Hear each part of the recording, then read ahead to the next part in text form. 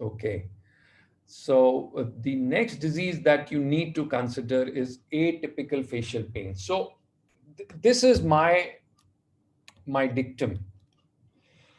For all the patients of trigeminal neuralgia, please stop for 30 seconds and ask yourself why this patient is not atypical facial pain.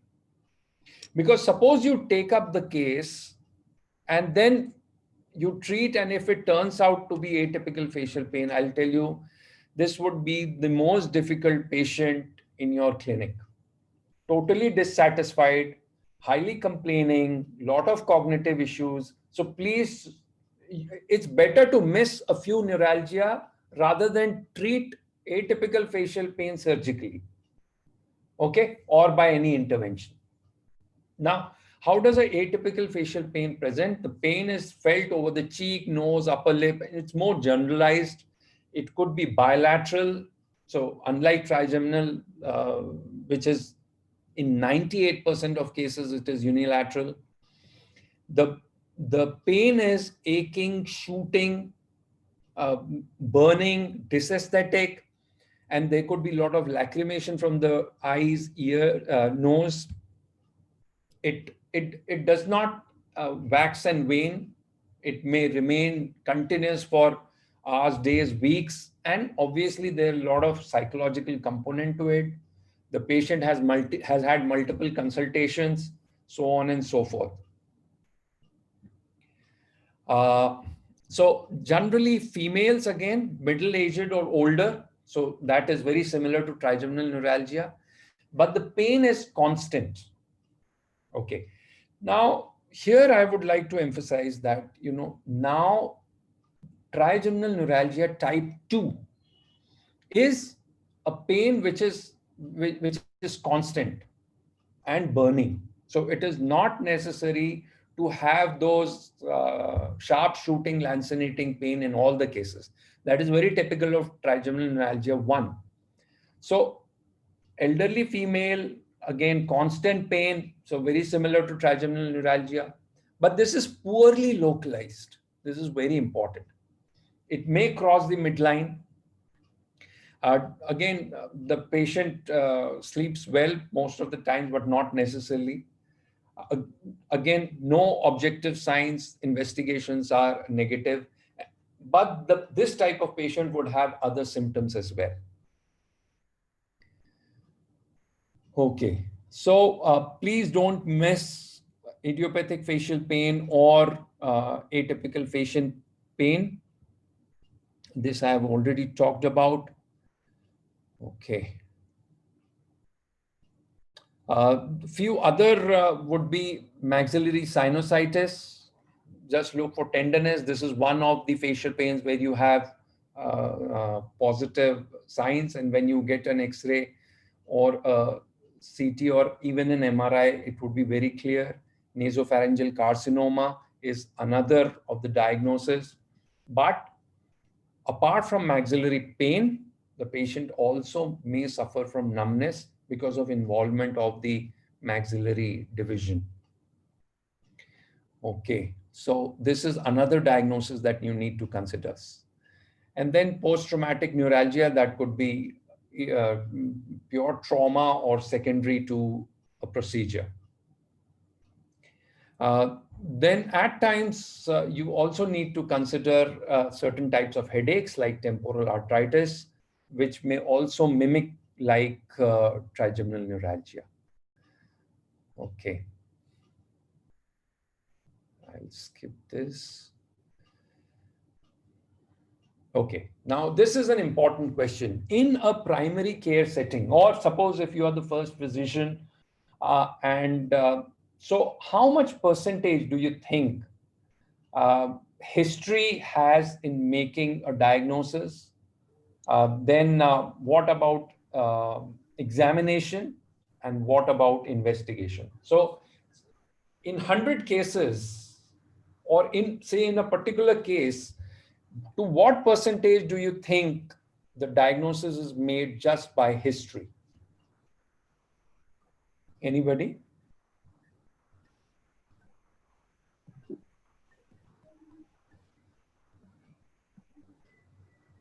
Take a wild guess, doesn't matter.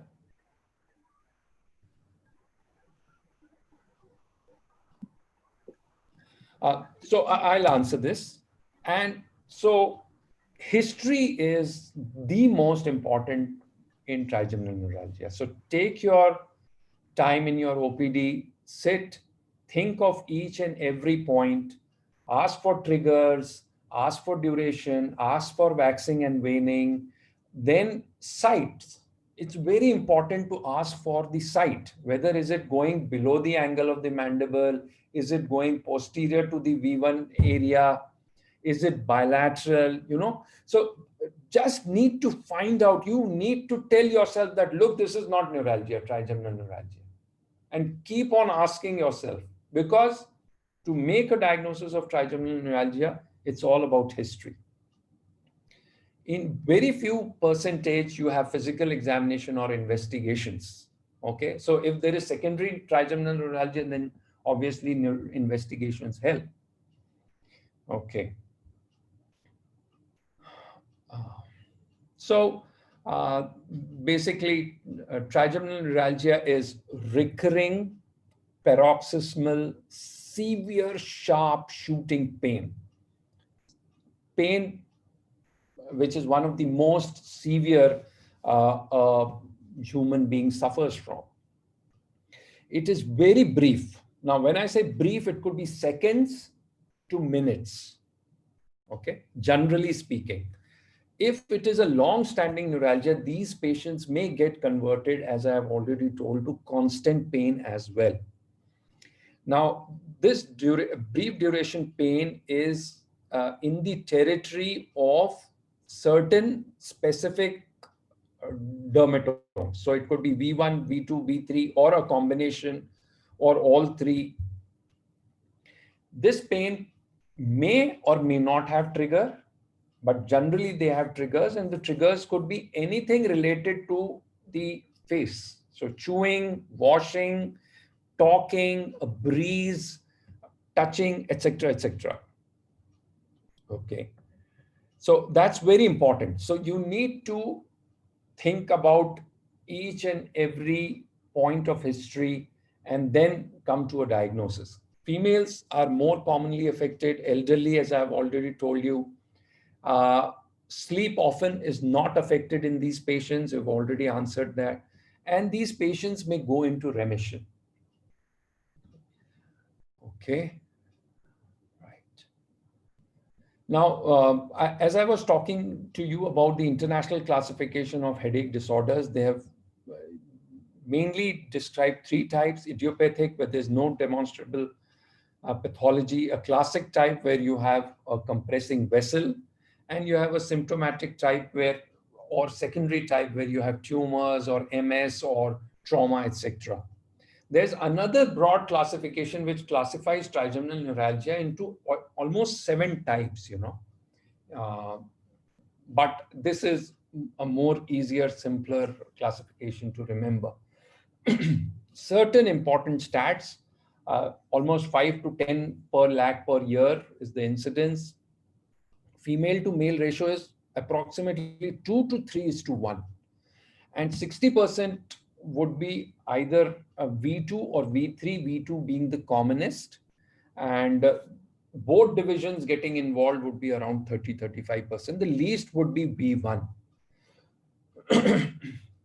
Now, what is the pathogenesis? Truly speaking, till date, we really do not know what the pathogenesis is. So, because doing so many microvascular decompressions, when we remove the compression and the patient gets relieved, we thought, neurosurgeons think that, it is the vascular compression that is the cause, but that's not true, because now we know that in a lot of cases, there may not be any vascular compression. Then what happens? So basically, the current theory is that there is an area of demyelination that happens at the root entry zone, and this demyelination causes ectopic release of or ectopic stimulation that leads to pain. Then something very similar happens when there is a posterior fossa tumor or multiple sclerosis, but multiple sclerosis is also affecting the brainstem. Okay. So let me see. Yeah. Yeah, so this is the current theory of, I'm sorry.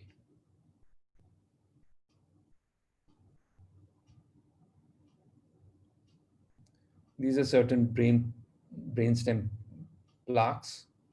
So the current theory is that what happens at the root entry zone is demyelination, and that demyelination is the cause of ectopics and these pains. And vascular compression could be one of the reasons for the demyelination to happen.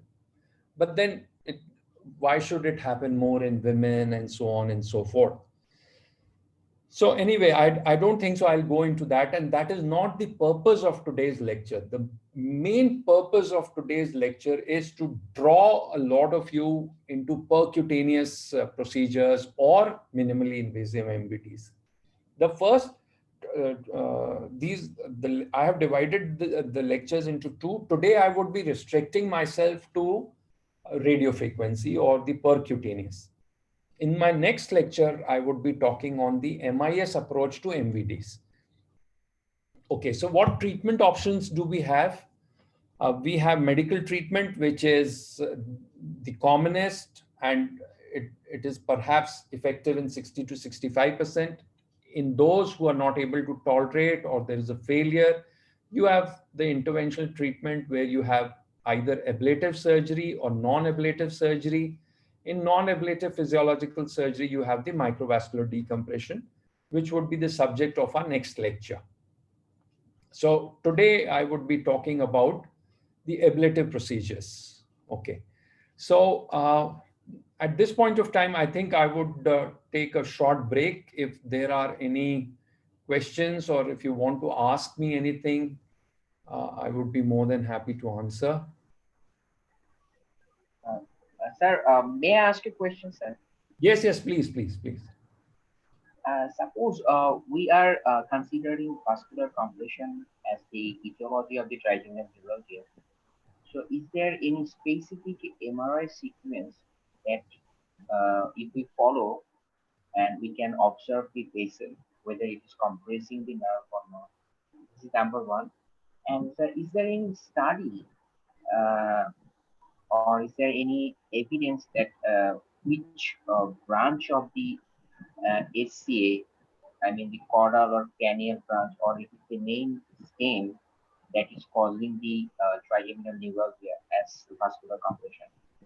Okay, so coming to your second question, previously, what was happening was that we thought that uh, there are certain branch or superior cerebral artery is the cause because we tend we saw the nerve from the posterior aspect. So when we went through the retromastoid approach, we saw it posterior. So whichever vessel was compressing posteriorly, we thought that is the commonest.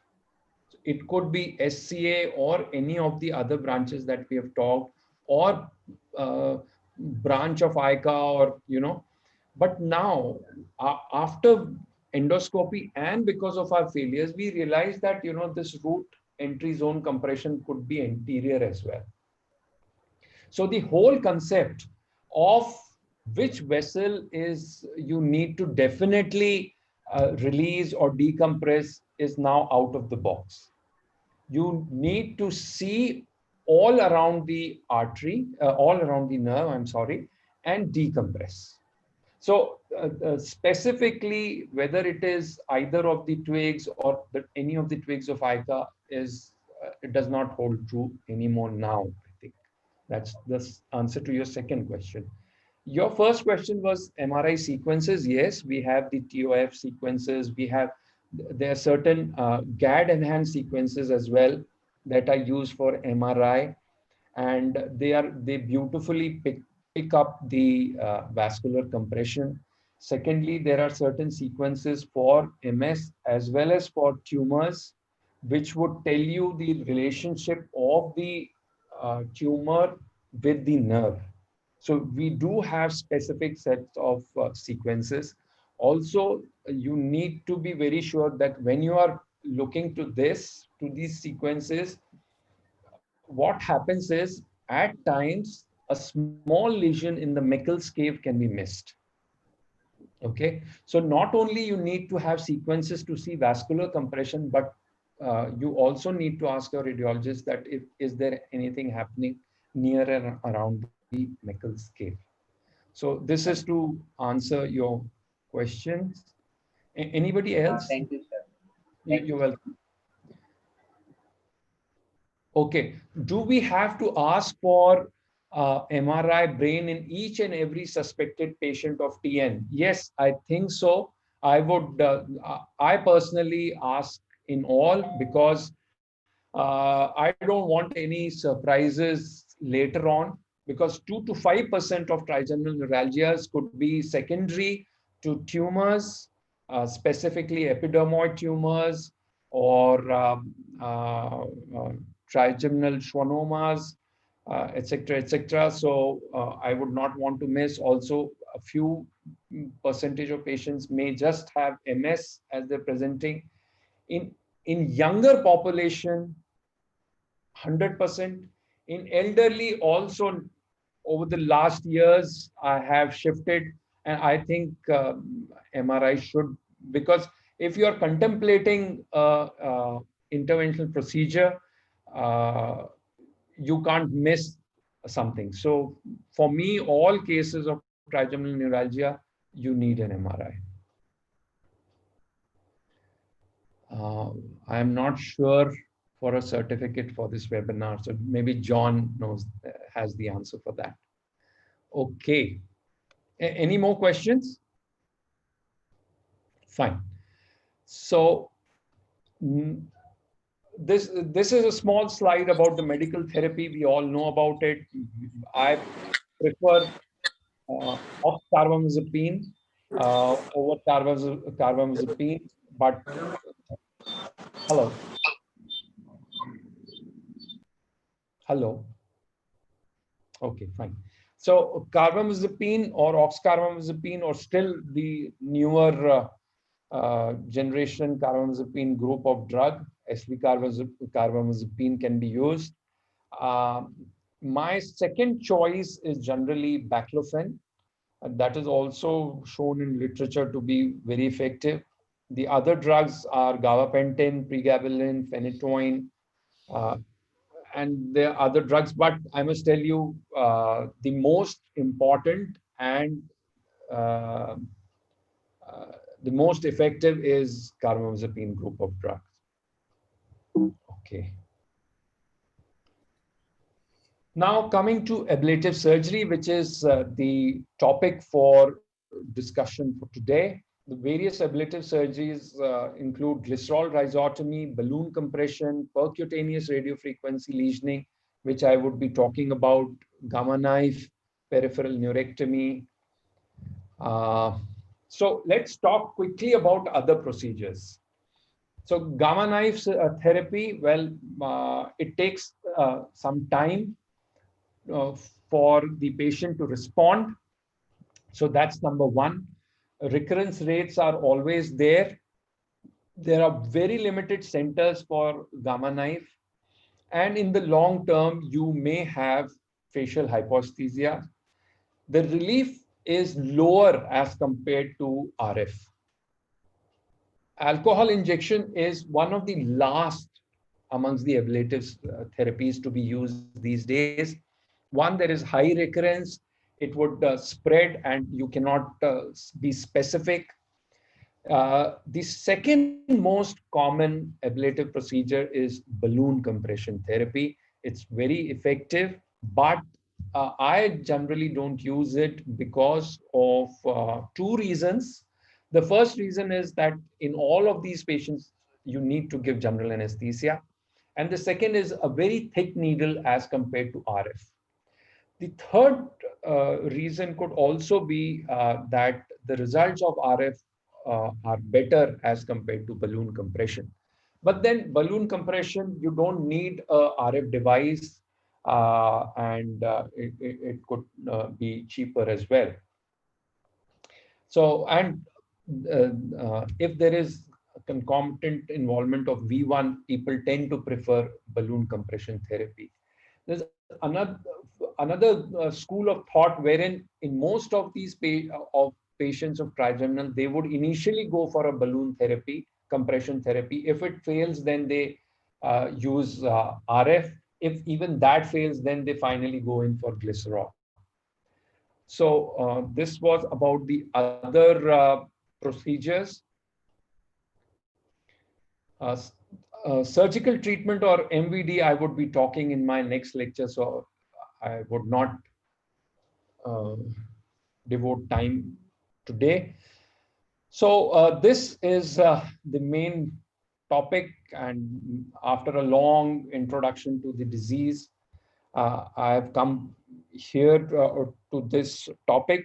Now, what I really want is, after today's lecture, following are the points that I would want you to learn. One, I would want you to get attracted to this procedure and try it. It is truly a minimally invasive a treatment for trigeminal neuralgia. Though you are not putting knife on the patient, but it's truly an MIS interventional technique. So I want you to get attracted. I'll try my best to do that. The second is, I want you to learn how to do the technique. And for that, I would be speaking about the anatomy, about the trajectory of the needles, and the the tips and tricks in and out of the procedure. So I'll try to go into as much detail as possible. And then finally, I would want you to also be aware of what uh, you are entailing into, what are the complications, what are the results, etc., etc. Okay, so the indications for me for RF, the first and foremost is patient preference. And I'll tell you um, why I have written this down in red. Previously, before I started RF about 10, 12 years back, I used to treat, or I used to operate maybe one MVD in 2 to 3 months. So practically in my private practice, I was doing just about 4 to 6 or at the most 8 MVDs in a year. Now, my procedure, the number of procedures has increased by 4 folds. And that is all because of patient preference. The minute you give them a non-surgical treatment modality, they sort of grab. So that is one of my foremost indications. The second is failure of medical treatment. So if that fails or there are side effects, then obviously you need to put something more on the table. In aged patients, or if there are medical comorbidities, that is, RF becomes my first line of treatment after medical treatment.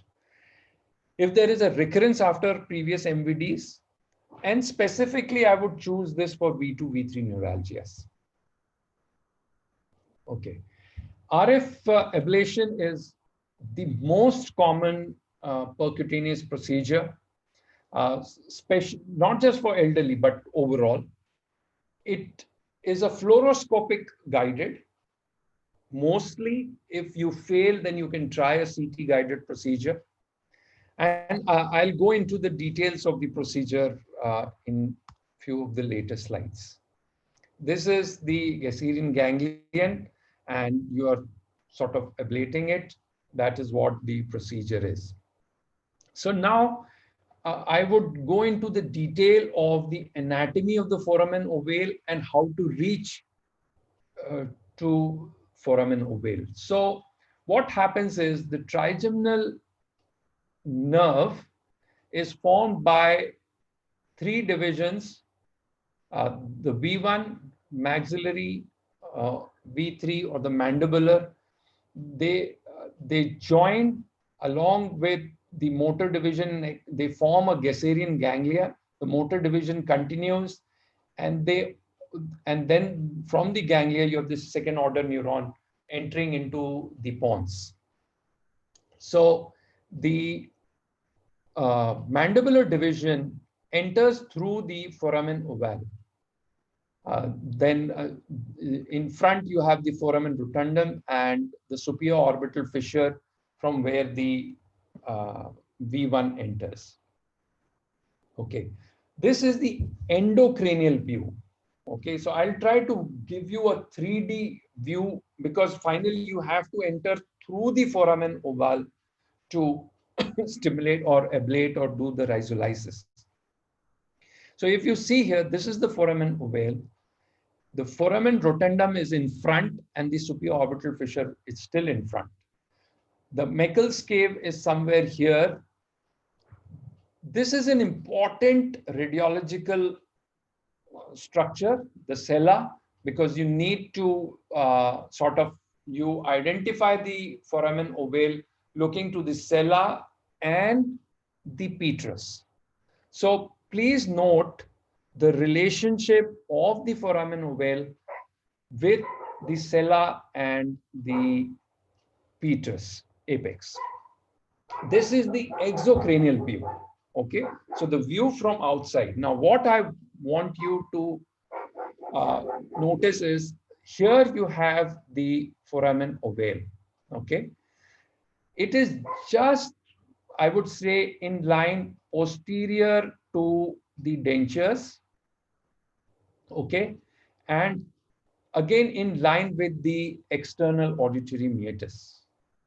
Fine. Posterior to that, this is very important, is the foramen lacerum and the carotid canal. So you have important vessel posterior to foramen ovale. And then still behind you have the jugular fossa and the venous drainage. So this is the exocranial view. Now, see, this is the most important view in terms of complication avoidance, because finally you are coming, your needle is coming from here and going here, and it is entering here. Okay. Now, what are the structures or the contents? So you have the mandibular nerve. In this diagram, it's shown that it's in the center, but it's little laterally located within the foramen ovale. You have emissary vein and you have the accessory meningeal artery. Also the lesser petrosal nerve. Posterior to that, you have the middle meningeal artery, and still behind would be the carotid. Again, exocranial view. So again, I'll go into the procedure in detail, but your needle is coming from here and entering here. Okay. So you don't want to go too back. Otherwise, there is a chance of injuring. Okay.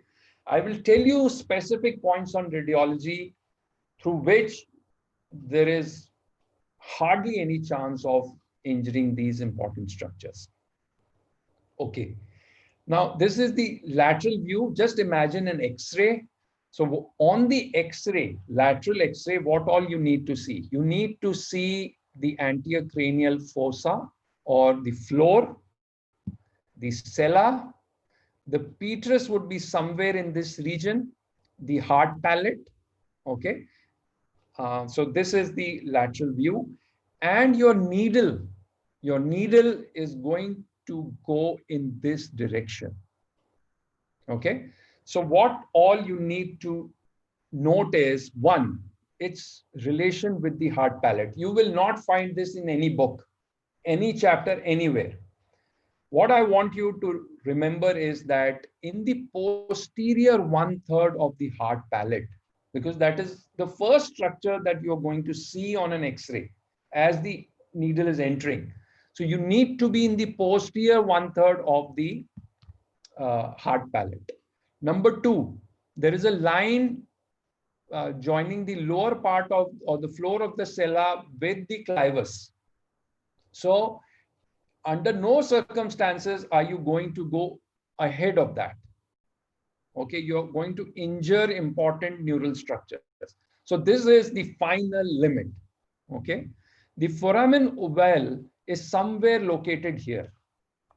Okay, the other important thing that I would want and I would show you in the position is try to see an x-ray something like this and not like this. So when you're positioning the patient, see that the patient is, as straight as possible and not like this.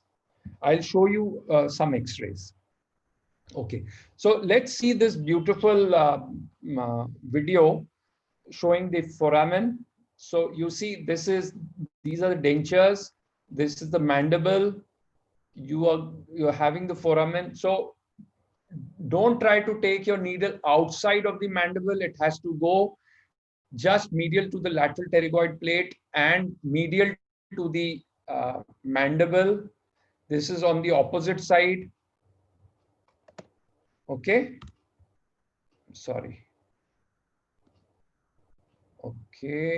Okay. Now see, another important thing that I would want you to understand is your needle is starting somewhere from here and it has to go. There's a small 1 centimeter area through which the needle has to go and then it has to come here. The other thing that I would want you to note is look at the relationship of the orbit and the foramen ovale. Okay. Look at the relationship of the zygoma and the external ear and the foramen. Okay. Now, some more anatomical details that I would want you all to understand is this is the mandibular division. You are entering into the foramen ovale and then into the Gasserian ganglia or the Meckel scale. Here, as you go higher, as the needle goes higher inside, the higher the chance of injuring V1 or not able to treat V2 nerve if that is the area of pain. So suppose if the pain is V3 and if you go very high, then you will not be able to treat that patient. So you should exactly know anatomically where to place your needle, though stimulation is a big, I would say, stimulation is a big means through which you can prevent any mistake. Okay. Now look at the ganglion again. Here, this is the incisors and the canine. Your needle would be somewhere here. It is going to enter into the foramen ovale, getting into the Gasserian. If you go higher, you attack V2. If you go still higher, you attack V1. If you remain lower, V3. Okay. So this is again about the Gasserian ganglia. Okay, now on to the technique of radiofrequency lesioning. So what all do you need? You need a RF generator, you need a fluoroscopy, and I use an anesthetist. I'm more comfortable with an anesthetist around rather than my anesthesia nurse giving the medications. Okay. Now positioning, how do I position my patient? So the patient is supine. I keep a small sort of support under the shoulders and just give mild extension, neutral mild extension. This is the position. So you see there is some support beneath in between the scapular blades or the shoulder blades, and there is mild extension. The other thing that I would want you to observe is look at the position of the C arm receiver. Generally, what we tend to do is we keep it little lower and lower down. So towards the foot and lower down. No. If you have to see the hard palate, if you want to see the sella, you need to keep it up and more towards the vertex. Fine. That is one of the tricks. of C arm placement. Now look here, anterior cranial base as much straight as possible. The sella should be very sharply delineated. The clivus should be a straight line. But the most important is there should be no parallax of the anterior cranial base. Okay. So for that, what you need to do is either turn the head like this or like this or like this. You understand? So either the head is turned like this or like this, or like this or like this. To get this picture, getting this picture is very important. Now understand what all structures I have to see on my C-arm. Number one, I want to see the hard palate, because as I have told you, if you want to reach somewhere here, your needle needs to be around the posterior part of the hard palate. Okay. The second thing that you need to see is the petrous temporal, and you don't need to go above this clival line. This is the absolute top. Okay. Right. So how do I mark? Generally, what you do is you mark 2.5 to 3 centimeter lateral to commissura labialis. So from here, straight line about, as you see, 2.5 centimeters. In my practice, what I do is I just see the outer canthus, because at times the patient is fat, male patient is different. 0.5 centimeters is nothing. So what I do is I use the lateral canthus as my lateral end from the uh, commissura labialis. So that's number one. So that is what I'm trying to show here. So I go just at the lateral canthus. Okay. Then after that, please notice that I keep a finger in lateral to the dentures and medial to the mucosa. So I can feel the mucosa. Okay. And then I am infiltrating. Okay. Just local anesthesia.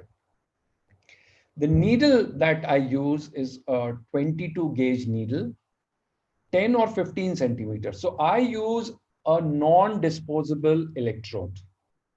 So when I'm using a non-disposable electrode, many a times I find that my 10 centimeter electrode is not working now. So I have 10 as well as 15 centimeter needle and electrode. Okay. The active tip or the non-insulated tip is 5 millimeters. Now look here. This needle is completely insulated except the end. This last 5 millimeter is the active tip or the non-insulated tip, which is going to generate the heat or which will pass on the heat to the surrounding structures. Okay. Now, this is the needle trajectory. So I have one finger inside and the trajectory of the needle.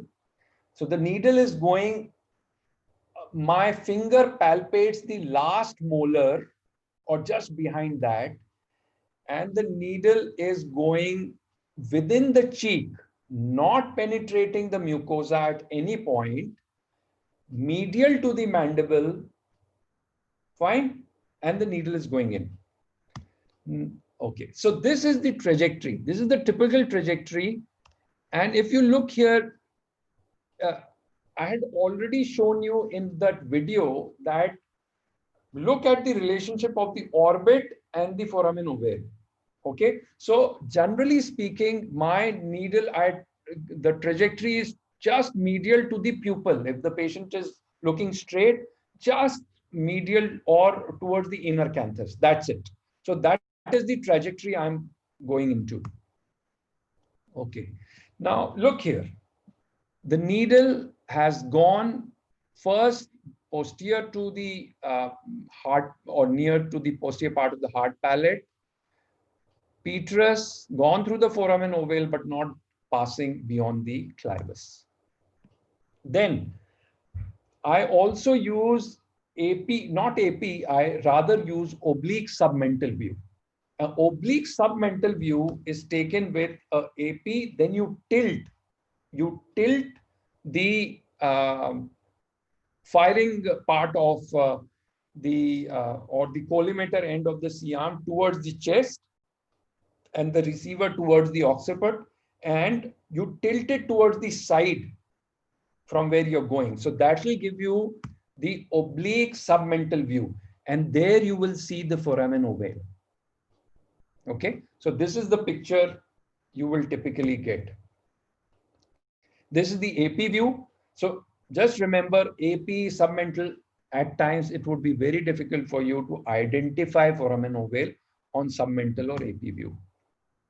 Okay, once the needle is about to enter the foramen ovale, in fact, just before that, it is going to touch the mandibular nerve, because the mandibular nerve is going in. So you touch it, you know, and the minute you touch it, the patient starts moving.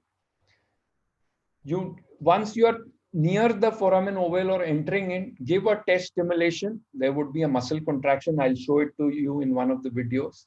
After that, you give a 50 hertz, 1 millisecond stimulation, and there will be paresthesias in the dermatome, which is being stimulated. So look here.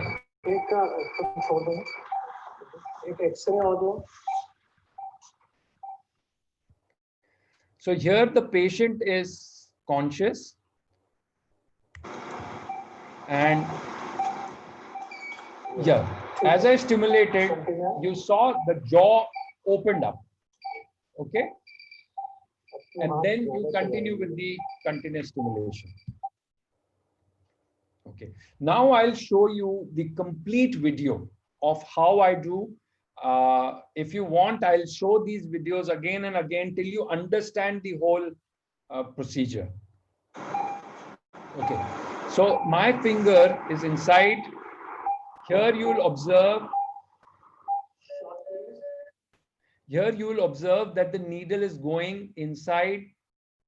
The CSF is now coming out, though it is not a must. But generally, once you are inside the Meckel's cave, there'll be CSF coming. Once you're sure, you put in your electrode and then you do stimulation. Okay. So the stimulation, when you're doing stimulating, the jaw tends to open, or the patient will tell, yes, that you are the paresthesia is there in the same area where she has pain. Okay. Once that is done, you shift from stimulation to continuous. Now you see my machine. I'm sorry. Okay, here. Now see this machine. I'm sorry again.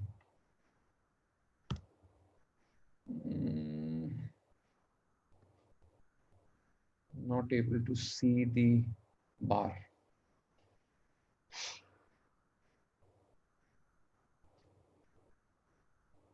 Okay, here we go. Okay, here you see I have set it to 70 degrees centigrade for 60 seconds. This is the impedance, continuous lesioning, and this is the temperature. So temperature, impedance, this is my setting. This is the machine. I am giving a continuous lesion. The others are pulsed RF stimulation. Okay. So as you see, the time is every second it's going, and there's a temperature change. Finally, the electrode tells me the temperature of the electrode. Okay. So I had set 70 degrees and I have achieved 70 degrees here. The total stimulation time is now 50 seconds and it's sort of going on. So whatever time I set, I generally set 65 or 70 degrees centigrade for 60 seconds. Okay, that is what I do. So look at my machine here. I have a thermocon. It has pulse lesioning. I hardly use it. Pulse lesion is done at 42 degrees centigrade, but results are not very good.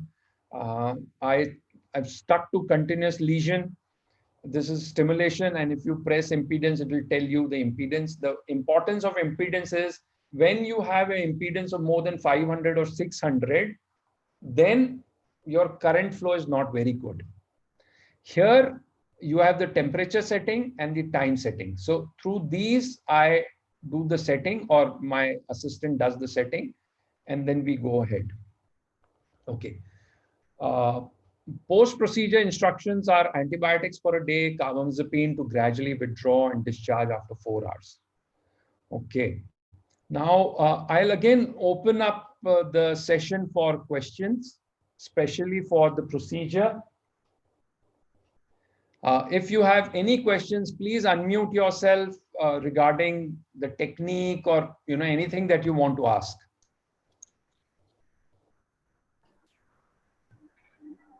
Hello. Feel free to answer, ask any question. Hello. Hello, sir. Yes, hi, Pinky, go ahead. Anybody? Yeah, sir, are you using plain needle or the curved one, RF needle? Hello. There's one question from Dr. Ratnani. When we call there is failure of medical management. Well, failure of medical management is when either the patient continues to suffer from pain and there is hardly any response, or a suboptimal response. That is failure. Second is if you have a lot of side effects because of the drug. So the patient says that, I keep on sleeping, I have hardly any quality of life left, a lot of complications.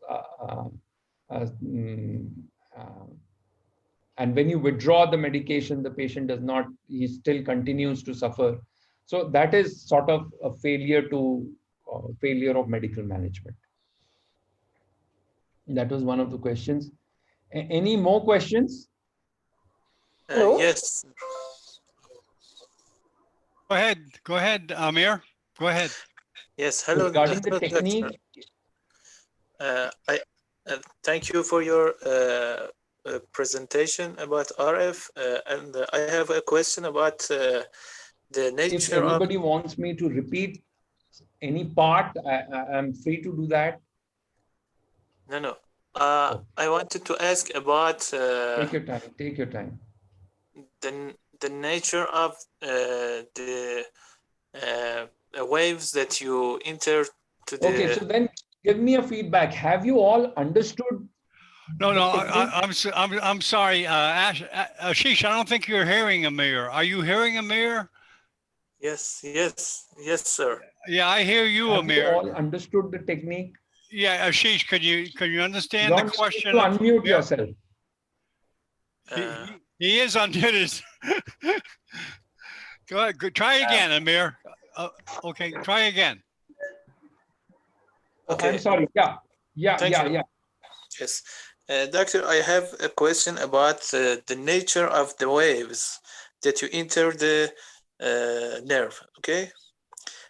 You said that the base of that is thermal. Yes, thermal degree is entered to the nerve. But at the first of your presentation, you said that RF and there is a vibration at the tip of the needle. Okay. No, there's no vibration. There is thermal radio. Basically, radio frequency waves are high frequency waves, which cause thermal injury, but we have scientific evidence that they specifically affect more of C fibers and A delta fibers in the nerve. So practically, it is affecting, these are the two nociceptive carrying nerve fibers. The A delta, which are a little larger size fibers as compared to C fibers. C fibers are a little smaller, and they the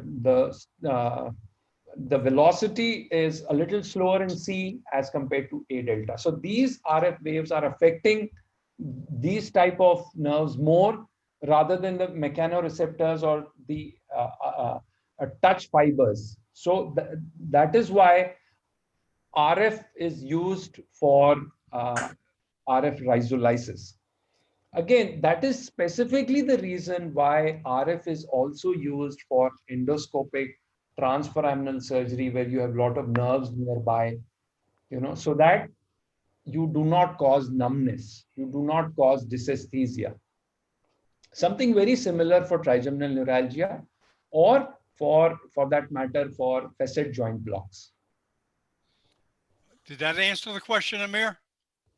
No, thank you, thank you. Oh, okay. Sir, can I ask you a question, sir? Of course. Yes, please.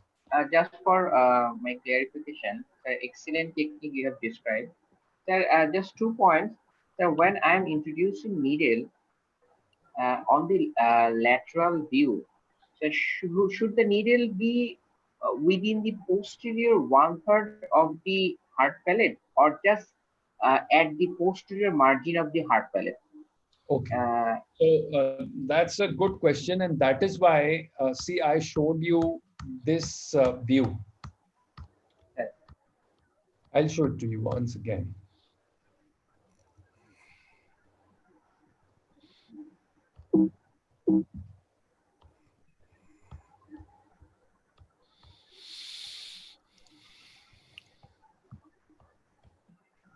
Now look here.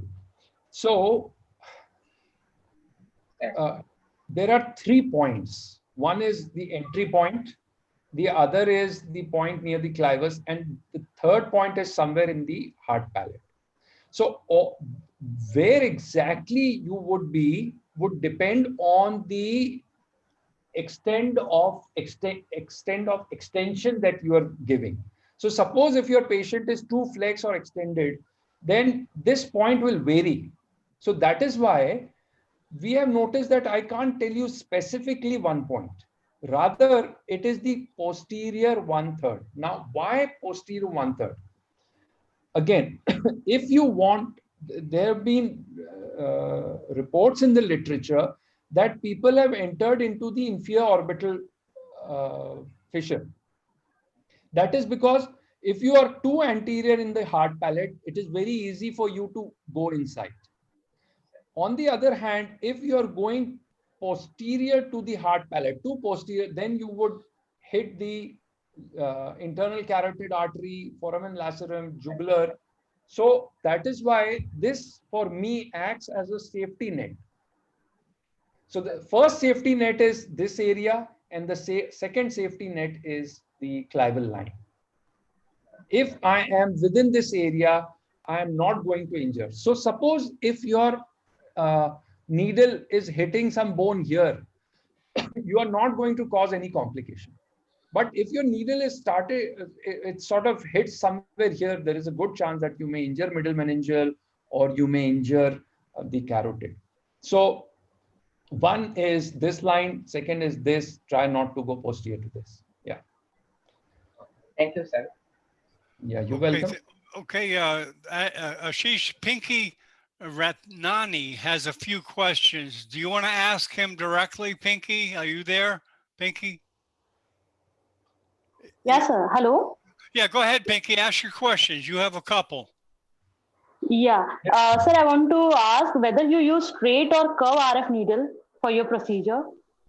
Okay, I tend to use more of straight rather than curved. One, mainly because of the cost constraint. Curved electrodes have a shorter life. They're difficult to get as far as non-disposable are concerned. And now I have understood that, looking to the anatomy of the Gisserian ganglia, if you are a little higher up, you are hitting V2. If you are a little lower down, you are hitting V3. That is number one. Number two, am I there? Yes, you're here. Yes, okay. here. Yeah. Number two is that if I am going a little medial, if my needle entry is a little medial, so rather than entering 3 centimeters, if I'm entering 2.5 centimeters, then there is a good chance to hit V2 more easily. So I compensate for the lack of the curved electrode to the change in trajectory and anatomy. Okay. But yes, in a few cases, I have used curved as well. But now I have come back to the straight. Okay. Sir, my other question is like in medical management for baclofen, how much maximum dose can we use? Okay. See, as far as maximum dosage is concerned in trigeminal neuralgia, I think most of you would have experienced what I have also seen, that first of all, even for carbamazepine and for gabapentin, their tolerance after a certain point is very poor. So whether you're using Okay. Zenretard, at times they are not even able to tolerate 200 milligram twice a day.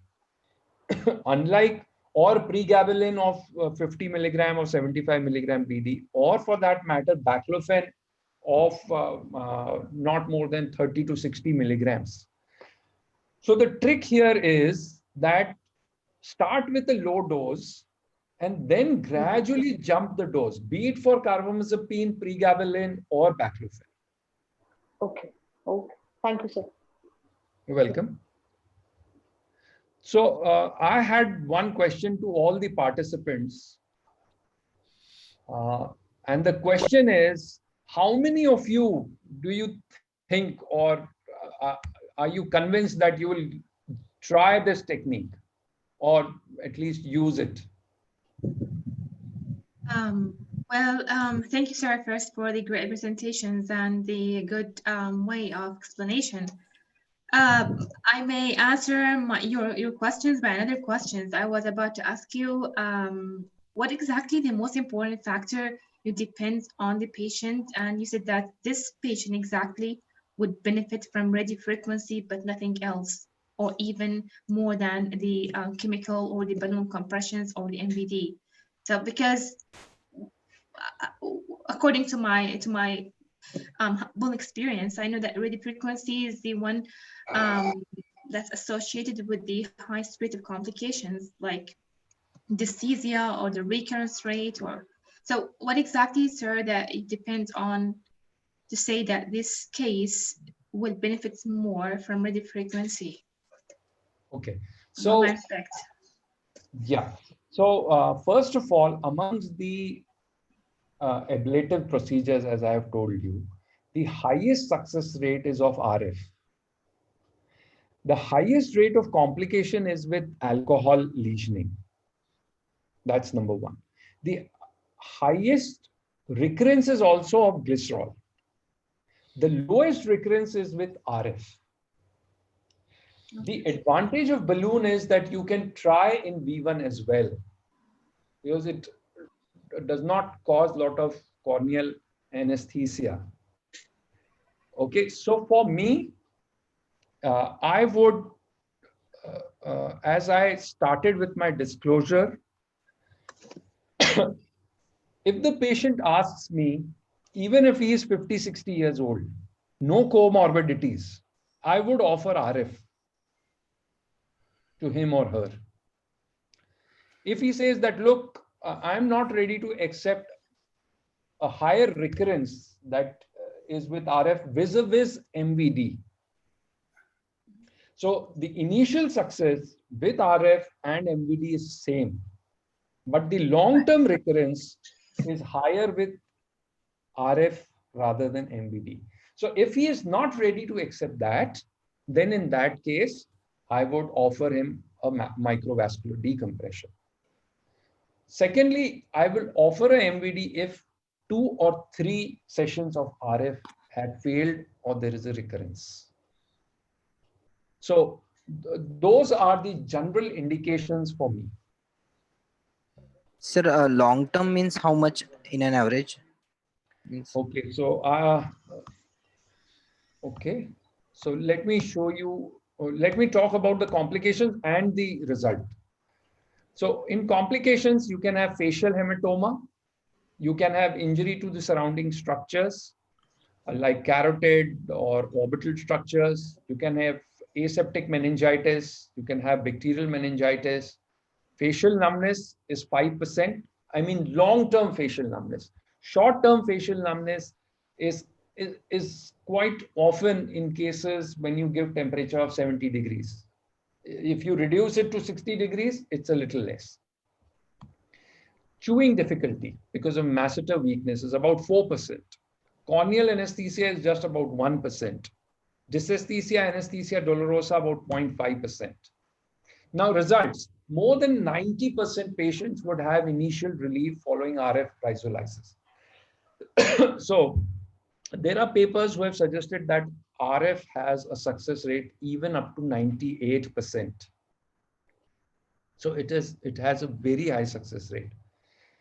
In my series of patients, I have had just one patient, a young male, he is a police officer, who did not have relief after RF.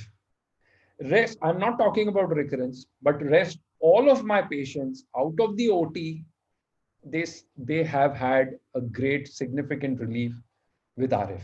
So I can vouch that more than 90% of your patients would have initial relief. Now, as far as recurrence rate is concerned, in RF, you have a recurrence of 15 to 20% at 1 year. Vis-a-vis MVD, which is about 10 to 12%. As I've already mentioned, it has the best of results for interventional pain therapy.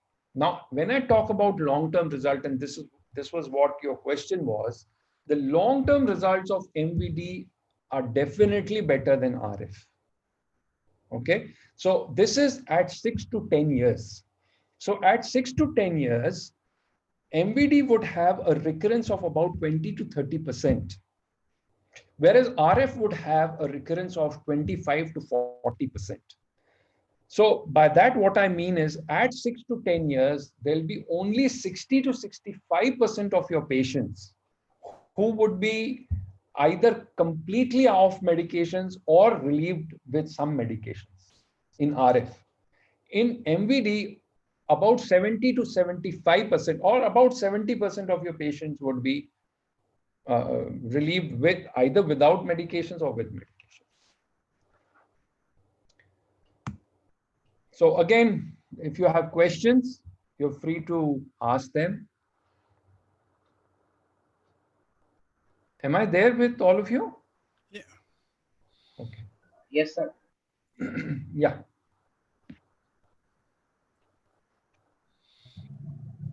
So can I ask you a simple question? Of course. Yes, yes, why not?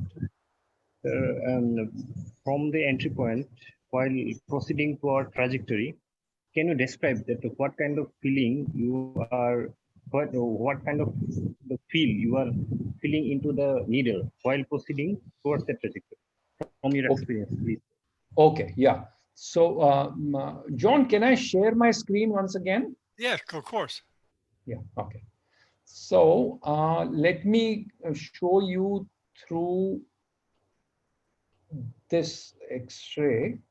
Okay, so when you are somewhere around here, you will hit the mandible. Okay, so that is the first point of bony contact. If you are a little lateral, you're hitting mandible. Okay, so and also you will not be able to feel the needle very well. So suppose if this is the needle, you won't be able to feel the needle very well under the mucosa, and it is hitting the mandible. That is the first impact. When you tilt it, you go in. Now, when you go in, again at this point, you will start feeling bone. Okay, and for that, I'll take you to this photograph. I'll take you to this photograph. Now, as you're coming from here, you would be hitting bone here, around here, you know. But the minute, again, I'll take you to this. The minute you are around the nerve, you will feel a softness, a firmish feel, and then you would be able to enter. It's very similar to what you feel when you are entering into the foramen in a transforaminal surgery, if you have done that. I would say when you're injecting,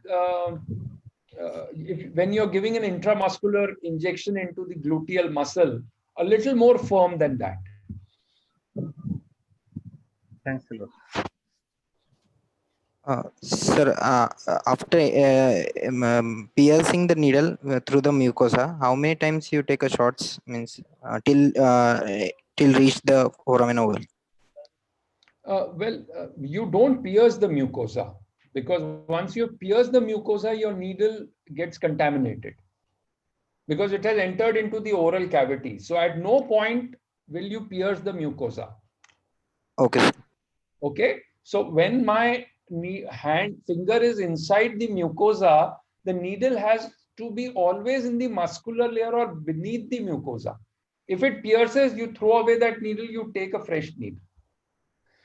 So never pierce the mucosa. That's Yes, number sir. one. Number two is coming to your question, which was how many shots? Well, okay. How do I answer this question? I'll answer this question using this X-ray. Now, see, why is it called foramen ovale? It is called foramen ovale because of the shape. Fine. Now, this foramen ovale is not always ovale. It can be circular, it can be a thin streak, there could be a bar. There is a very good paper, I think, which was published in 2017 or 18 in ACTA, wherein they studied the anatomy, the cadaveric anatomy of foramen ovale. So why I'm bringing this is, if in about 10 to 15% of patients, you will have difficulty in getting into the foramen. Now, in those 10, 15, 20% of patients, your shots would be higher. Okay, that is number one. In your early learning curve, it would be higher. Okay, so there is no ballpark figure. At times, I have just had 3 or 4 shots and I have entered into foramen ovale. At times, I have failed even after 30, 40, 50 shots. I have failed and I had to abandon the procedure. Also, this is the time when when you're inserting the needle and time and again you're failing. This is the time when you really need the submental view.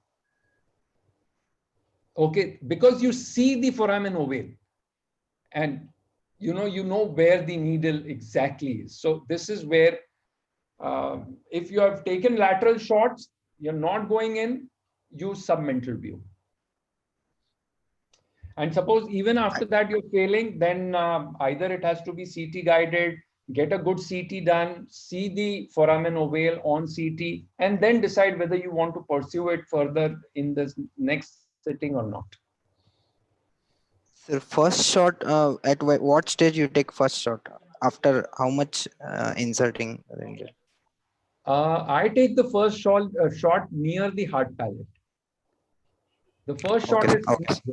so that is basically, if you look, see, this is the area of the commissura labialis, between the dentures. So, right. So these are the upper dentures, the lower denture. I'm starting here. So approximately 4 to 5 centimeters or 4 centimeters, I take a shot. Okay, sir. Thank you. Yeah. Okay. Any more questions? Okay. So, yeah, any more questions? Yeah, there's no time limit. If there's any questions, we're going to stay open. There's one question. Yes. Is there any? Go ahead. Go ahead. If you have How time. about the learning curve? Raghuram Teja. Well, Dr. Raghuram, the learning curve is not very steep. It's not at all steep. You just need to get hold of a RF machine and a needle. It is very simple. Also, prior to getting, you just go through this lecture maybe 2-3 times and you'll understand if a lot of things which you may not have understood with the first time. I've tried to tell you all the trajectories, the pitfalls, and there are some more good videos which you can search through the net. And the learning curve is not very steep. It is a very straightforward. And I must tell you, one of the most satisfying procedures for a neurosurgeon. Just imagine one of the most severe pain, and the patient immediately out of the theater, the patient says that, I have pain from where the needle entered, but I don't have neuralgic pain.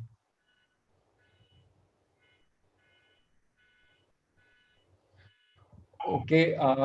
Shahnawaz has asked, what is the follow-up protocol? Well, the follow-up protocol is that the first time I call them after 2 weeks, and thereafter, once in 2 to 3 months, I already counsel them that they have to gradually taper their carbamazepine. If they do not have complete relief, then they can be on a low dose of carbamazepine. If I feel that the procedure has failed, then I would give them one more try. Okay, the esteemed Dr. Abdal Zaidan has a question. Go ahead. Yes, sir. Good evening, sir. Yes, good evening. Thank you very much, Dr. Asheesh. As usual, you are extraordinary. Apparently, you have much experience than us in this affair. I have a small question only. Until where you are giving the local anesthesia? I mean, you are giving the local anesthesia through the whole traject, or just in the beginning, or you stop giving anesthesia just before the Gasserian ganglion when you enter the foramen ovale? Where exactly you stop giving local anesthesia? Well, because, sir, I just give anesthesia up to the mandibular area. Because you mean the maxillary area? No, where I can feel the mandible, The till that mandibular point. angle. So the mandibular, yes, the mandibular yes, angle. yes, mandibular angle. So if you look Okay. here, Yeah. here, so just till I am able to feel because I can feel this needle through my finger. So where it is touching the mandibular angle, I'll just give the local till that point. I don't use a long needle because most of it is not under fluoroscopy. So I don't want to sort of injure anything. Okay. Well, we had the habit to go through the following traject. We put always the finger. I mean, I had small comment, and I want you just to correct it or not according to your more experience. Usually, we give the traject of the needle goes directly to the last molar of the upper jaw, while I'm feeling it with my finger, not allowing the needle to enter the mucosa, but just tangential to my finger, okay? Yeah. And directing to the pupil. Because you said you go sometimes more medial, more to the inner canthus. Yes. It was said that don't go to the medial canthus because that can make more tilt and can exceed it and go more to the pterygoid fossa.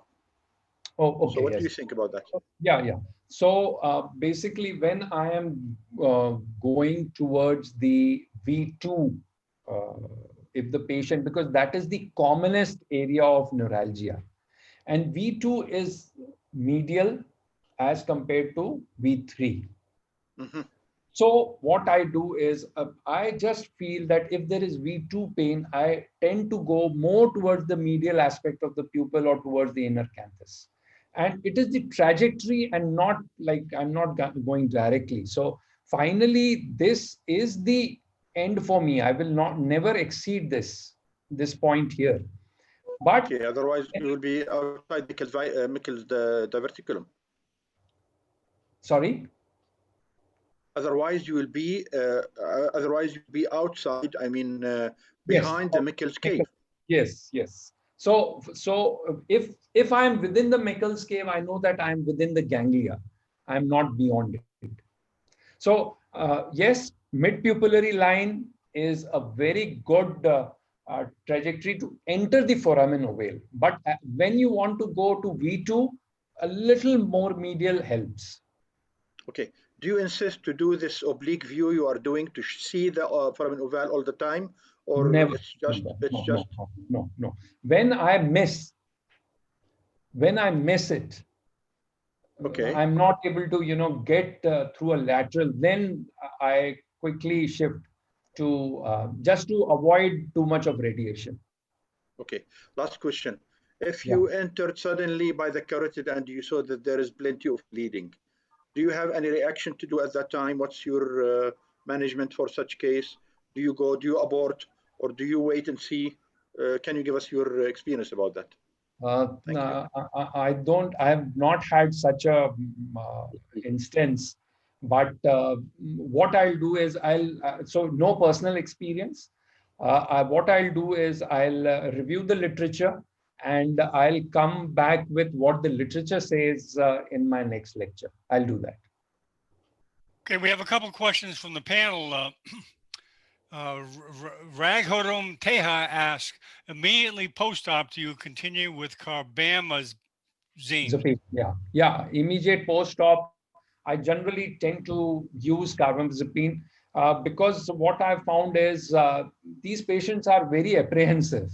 They are addicted to this medication, and it takes at times some time for them to accept that they are relieved of pain. So I tend to tell them that you can gradually taper it off, and I don't mind, and I have nothing to prove that we have to stop it suddenly. So I do tend to sort of continue for a couple of weeks. If they're totally pain-free, I taper it off and stop it. Okay, we have a question here from N. Shah. I don't know if he wants to ask directly. Are you there, Dr. Shah? You certainly can ask Asheesh directly. Yes. Yeah, go ahead, Dr. Shah. Yes. Go ahead. Thank you. I came in late, but I wanted to actually just kind of confirm the concept that, in short, you are ablating the nerve via the given approach, which is shown on the screen. So you're ablating the nerve. When do you make sure, or how do you feel that you adequately ablated the nerve with radio frequency? Yeah. So see, because the patient is in partial anesthesia, so he is not absolutely very sure of the numbness that I have caused many a times. So for me, I will not go beyond. Previously, I used to use 3 times, but I've had my complications. So I have now come to two times. That is the maximum amount of shots times I would use. So as I showed you in one of the videos, that I give a 70 degrees centigrade for 60 seconds. So I will repeat one more shot, but I will not go beyond that. So whether it has ablated or not, I'm not going to use it for the 3rd time in the same sitting. So it's and if the patient is not relieved, I'll get her back after a couple of weeks and repeat the procedure, rather than causing complete numbness or long-term dysesthesia. Yes, from experience, judgment. Thank you. Yeah, you're welcome, ma'am. Okay, Napoleon Urcuyo asks, what is your opinion of steroids and local anesthesia for pain control?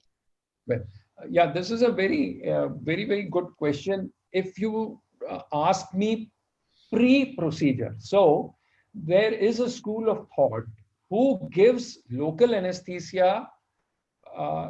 They'll go and do the same thing, give local anesthesia in the ganglion and see for the relief. If the patient is relieved, then they go ahead and do RF, like we do for facet joints, something very similar.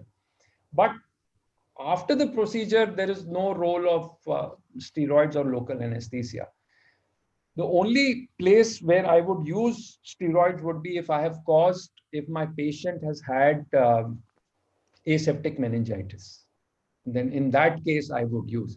But remember, aseptic meningitis is more common where they are using the dye.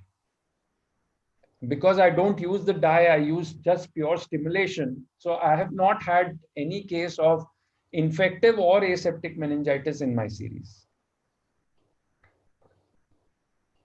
So in my hands, the complications that I have caused, the top is recurrence. The second is facial numbness. And in one of the patients, it's been now almost 1.5 to 2 years, and still the patient has significant degree of numbness. So that is complication number 2. In terms of frequency also, numbness is second. In one of my patients, I have caused corneal hypoesthesia or anesthesia, and the ophthalmologist, I have to continuously keep that patient under my follow-up for eye care.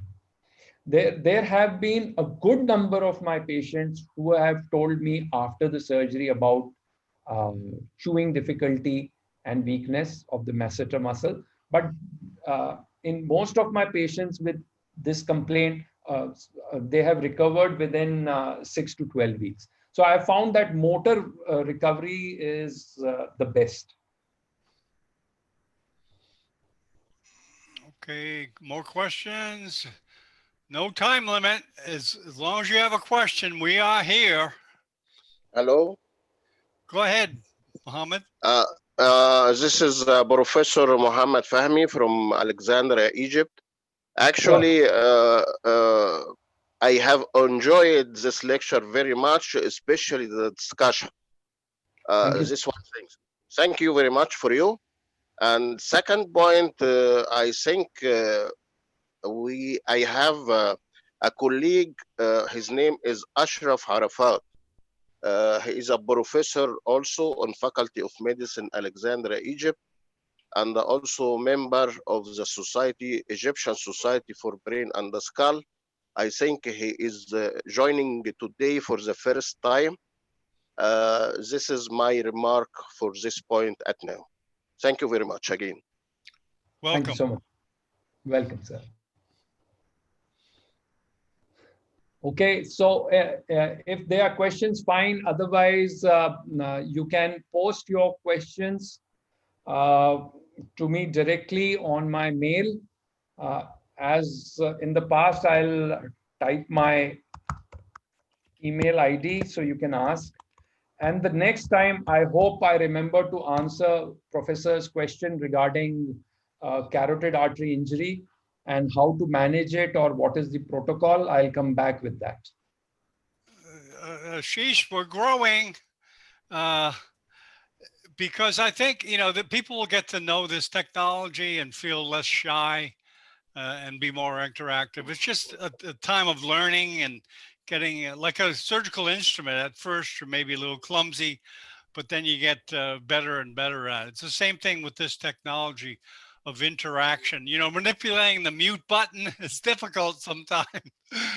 The biggest advantage, which I think, is that you can go back and listen to these lectures or the interaction, and it's that great. is what's important, because there are so many things that we don't understand when we listen to a lecture for the first time or the technique. But when we sort of go back, it's like revision, and that's I personally feel that's the biggest advantage. Yeah, this is a good session. This was not straight watching a video, but education is interaction, really, true education.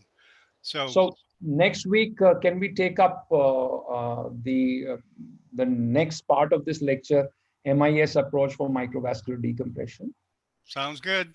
Sounds good. Thanks everybody for coming, and thank you, Asheesh. Thank you, Dr. Zaidan, and everyone else, Dr. Shah, Dr. Saeed, Radab.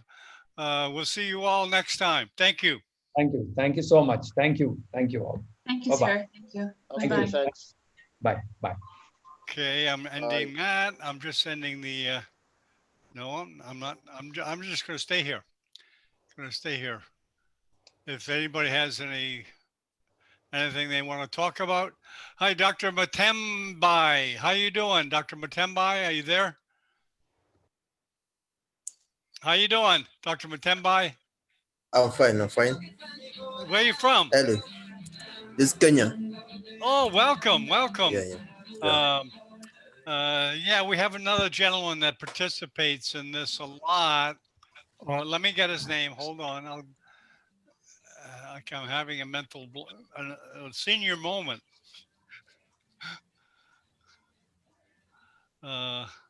John, could you please put the lecture for the next week and the link and the title right now on the chat screen? Yeah, you want the YouTube link, right? Yes, for the next week, the topic and the link. Oh, okay. No, we don't make the link. I don't make the link till I make the Okay, schedule. you can put the title of the next lecture. Yeah. Well, the way I usually do it is there's an email list. I send out an email. Okay. Put your email in the chat box. Okay. Or I'll put mine, and you can write to me and say, Dr. Bennett, I'd like to be put on the mailing list for all live neurosurgery webcasts. And not only do we do original webcasts like we just did, we do webcasts from other people that do them too, and we televise them. Okay, at I get Neurosurgical that. TV. Yeah, I get this. Yeah, like TV. We carry other shows. Yeah. Good idea for interaction and the communication. Yeah, Yuha is giving one in Miami Thursday. Thursdays. So we're day after televising tomorrow. that. Yeah, we're televising that, but actually, Jacques Marcos, the chairman of University of Miami, is doing it from Miami. That's not far away. That's like 15 minutes away from here. So he's doing it. Hello, Julian. How are you? Hola, ¿cómo estás? Muy bien, gracias a Dios. ¿De dónde eres? Colombia. Doctor Oh, John. bienvenidos. Gracias, doctor John. Igualmente, gracias. Sí, acabo de televisar un congreso ayer. No, domingo. ¿Tú has visto o no?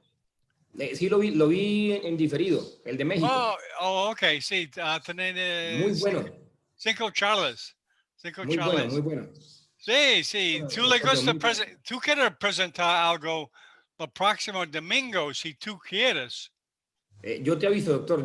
Ok, si quieres, bienvenidos para presentar algo interesante en neurocirugía en español y ya. En español, sí. Exacto. Y tú tienes mi número. Sí, es mi email de contacto. Ya está en el chat. Ok, doctor John, sí, yo lo de por sí lo tengo. Ok, qué bueno. Okay. Doctor John, gracias por todo, doctor John. Ok, a ti también. Saludo, greetings for all. Un saludo para todos. Sí. Matumbai, Kenya. I'm trying to get the name of Khalif. Yeah, this Khalif. Dr. Yeah. Yeah. You're in Nairobi, right? Yes, I'm in Nairobi. Oh, okay. Yeah, he's there. We televised last year from there once. A conference, but it didn't go too well. The connections weren't great. So you're welcome to this, and you're welcome to anything else we televise. Now, do I have your email? Are you on the list? Oh, you have my email address. Okay. Did you put it down, or you're already on the list? I'm on the list. Oh, okay. So no problem. I'm receiving the notification. Yeah, every event we have, you're going to receive an email, and you have the option to come in if you want. Yeah, I have that. Great. Okay. Thank you, Dr. John. Okay. You're welcome. Rolando, hola, Rolando. I'm trying to meet a lot of neurosurgeons here. Rolando, Ridian, Luis Mendoza. Well, okay, very good. Oh, if anybody wants to be put on the email list, put your email in the chat box. Dr. Believe Neurosurgery does believe in, so I'm going to put him on.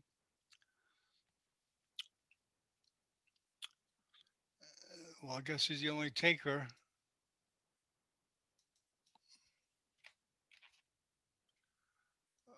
Okay, we'll see you, if not earlier, next week.